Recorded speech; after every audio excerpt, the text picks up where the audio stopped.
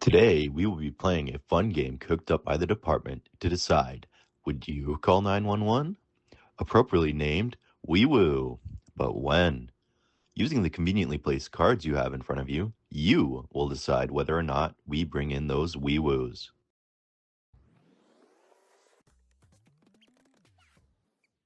Whoa, it looks like Kaya thought she could fly today. What distance? What grace? Do we think she needs an ambulance?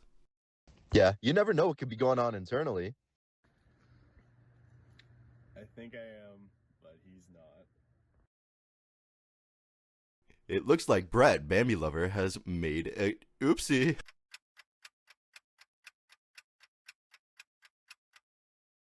We'll talk more about an alternative later. Wait. Shortness of breath? Looks like Grandma Gertrude can't catch her breath. That's not good. Well, that could be a heart attack. So what'd you do at hockey today, love?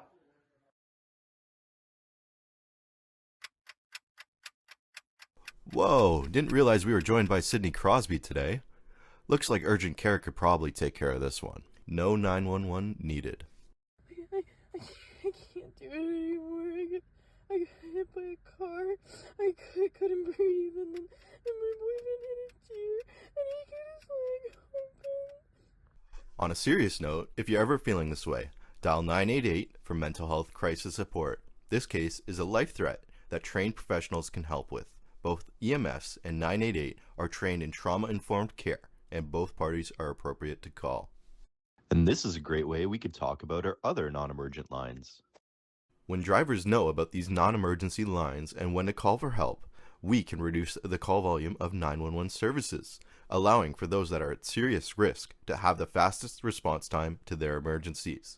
Today, we're going to be hearing from the driver of this call on how he was informed of these non-emergency 911 lines.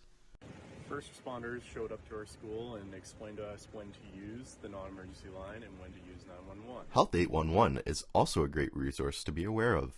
We can make it more available by using billboards in and around the areas that need support, as well as anything listed on the screen. The more knowledgeable about these resources and others like it, the more we can share it with our community members in need. Currently listed on the screen are some other great resources to have handy for non-emergencies.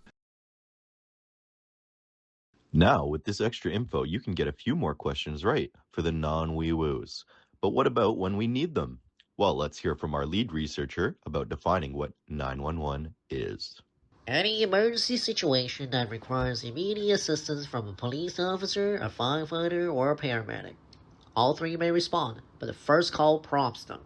Calls may be a fire, crime in progress, or urgent medical situation like chest tightness or unconsciousness. And if stress is high and you can't decide, the safest option is for 911 dispatch to make the tough decision for you. But you gotta call them first. Please be careful, don't misuse the 911 line. Every non-emergency call ties up resources that could be helping someone in a life-threatening situation.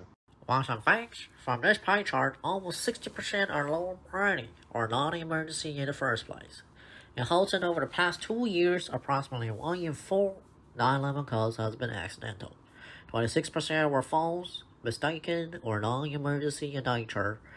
Your cell phone's emergency SOS features can trigger those pocket dials frequently, and if you're one of those people muting Amber Alerts aggressively, you could dial 911 by accident. Please be careful. Why is this trend here? Some called non-emergency lines before, and it wasn't enough. Many felt better after paramedic arrived on the scene. Want some more inappropriate examples? Check these out.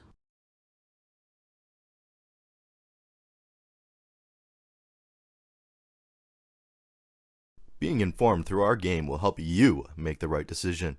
I hope you've enjoyed and learned something new. Remember, being first contact and provided that much needed care makes you the first responder. You call, we arrive. This has been We Will, but when?